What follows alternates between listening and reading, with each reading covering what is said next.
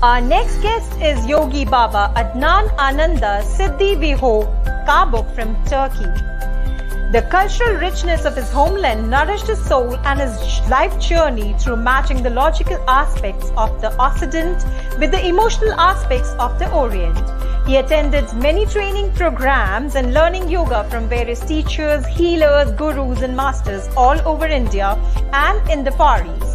In 1996, he started to teach yoga in Istanbul and founded a yoga school which he named after one of his gurus, Siddha Ashram Yoga Center. He has his ashram in the Taurus Mountains of Alanya and Antalya, Turkey, where he teaches classical spiritual yoga. Other than teacher training programs, he also hosts yoga purification camps in his ashram.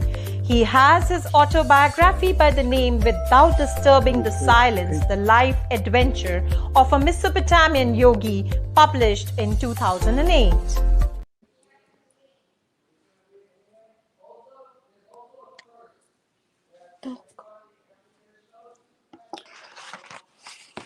Namaste. Do you hear me?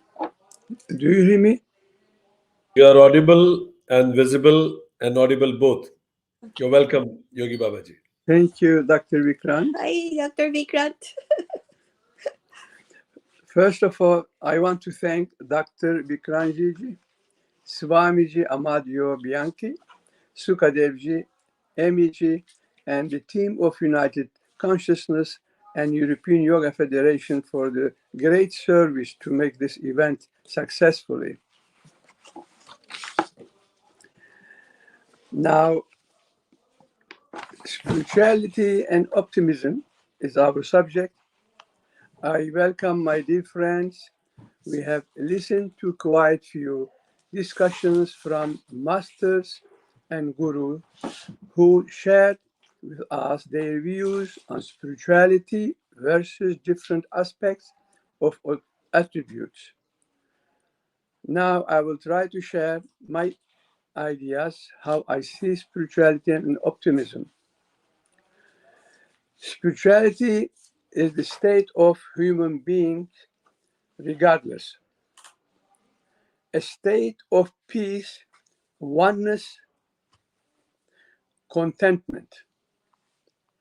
Humans are all spiritual beings by nature. Humans have a high vibrational frequencies, and the character of his inner world is peace. The question on the meaning of life, which lies in the deepest recesses of man's existence, starts at the very beginning of man's evolution. Life is not all about what men see, hear, touch, taste, and smell. There is more than those worldly sensations and experiences. Otherwise, if one he see is not in that mind frame of spirituality and easily influenced by the effect of physical world, then a desire arises to entertain the body and mind. The ego, greed, selfishness, etc. These unending desires make him lose his inner peace and contentment, making it hard for him to be optimistic. If he transforms these negative emotions to positive thinking, compassion, understanding, generosity, love-giving, tolerance, etc., then he will regain his inner peace and transform his negative outlook to positive. The seed of his being, which is godliness, longs to seek, question, observe nature, his surroundings, and his own character, his attitude, and his very existence in comparison to his true nature, which is deeply rooted in the heart of his being. Therefore, bearing the godly attributes, he is drawn to follow a path through mystical ways, practices, prayers, and more so, religion. Religion, which is the easiest path as it has been made available by some learned beings who projected their own understanding and beliefs. Know that every human being bears his own religion based on his experiences, both past and present lives. His awakened state, therefore, will realize and analyze the influence and differences to his way of understanding life and be more attentive to follow the path to become one with his true nature. According to his karmic evolution, he may wake up soon or not at all for this lifespan. If he has reached a stage of spiritual maturity, he may start to listen to his inner voice. There is more to discover inside him than his outside world, or to say, what exists in the whole universe exists inside him. He himself is the micro universe. Now he is on his path.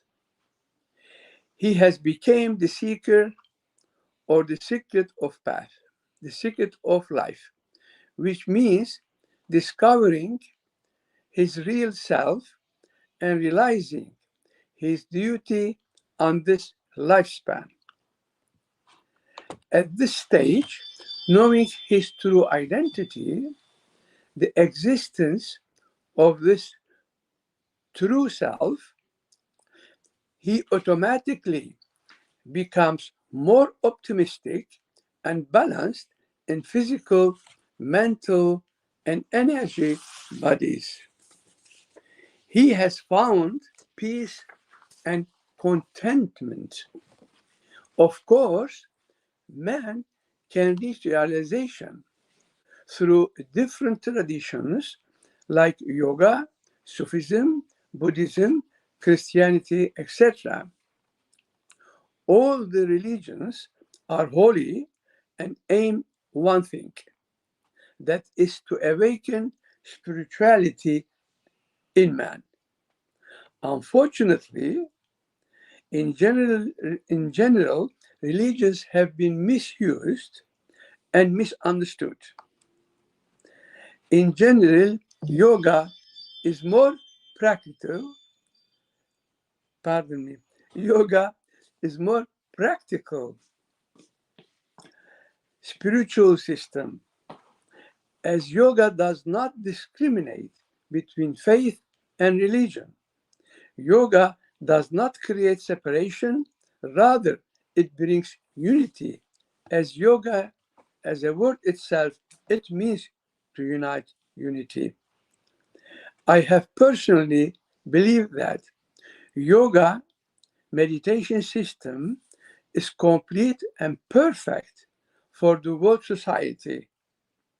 Therefore, yoga can bring hope to unite as one family and bring peace to the world. This is optimism. Optimism helps you feel and think positively. More hope, more trust, more peace. Therefore, make us happier, successful, and healthier. Spiritual life means to live with optimism. Now I would like to read something from Albert Einstein, few words, which is for me is quite interesting, and I like this.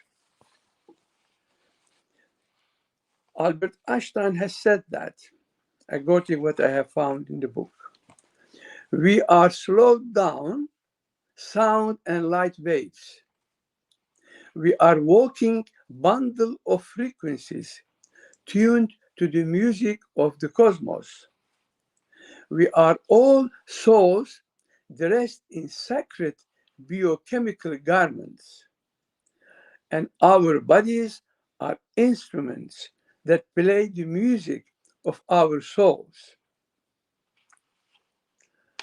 Allah the Almighty bless all humanity. Om Namah Shivaya. Now, yes, Dr. Vikrant.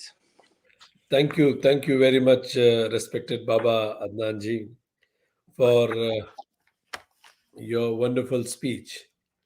You mentioned, yes, you were saying something. No, thank you. I said thank you. You mentioned about that realizing true nature leads to optimism, and the way you connected it with the karmic accounts, and that help us to know why my nature is like this in this lifetime. You also touched upon 5 bodies, our astral body existence. You mentioned yoga as the solution, and you rightly said that the spiritual life means leading with optimism.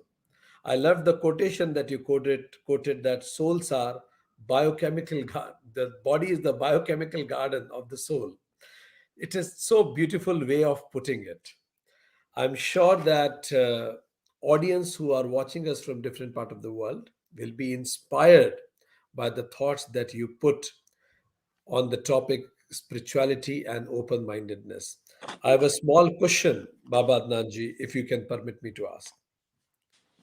So one question I got, and if 1 or 2 lines, if you can answer it in, what action can I take today to leading an optimistic life? Well, as a human being, I should say that we have to understand the first thing that if we call ourselves human being, responsibility is the key word. If we can take the responsibility to think as a human being, to act like a human being, then everything will be in the order. Because a human being is supposed to be coming from the Almighty. He carries all these qualities, positive qualities of the Almighty. They're all positive. So if man can carry this understand the responsibility of his being as a human being, so he has to be accordingly with his Almighty's qualities, the all positive qualities, and according to that, living with that, then there is no need to do anything else. Wonderfully said that if you know your source, then you know you are coming from Almighty, and that itself is the biggest optimistic thing to think about ourselves. Thank you very much, Babaji, for blessing us today. I thank you to everyone, and God bless everyone. Om Namah Shivaya. On behalf of United Consciousness, I thank Yogi Baba Adnan for coming on to the platform of United Consciousness. Thank you so much.